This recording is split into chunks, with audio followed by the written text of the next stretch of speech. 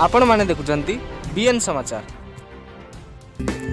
युवकों को मरणात्मक आक्रमण थाना एतला। नरसिंहपुर थाना अंतर्गत पतंडा ग्राम में गछ उपाड़ा केन्द्र कर हरेकृष्ण महाराणा उपर आक्रमण होईछि। उल्लेखयोग्य जे हरेकृष्ण लगाइथिबा गछ को पड़ोशी राजू महाराणा उपाड़ा केन्द्र कर दुई परिवार भितर बचसा होइतिला।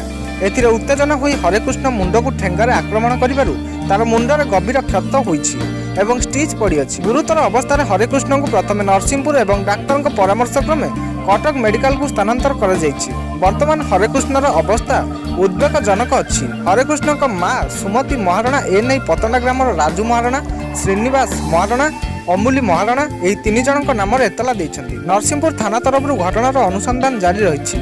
Narsinghpur bureau report bnsamacar.com।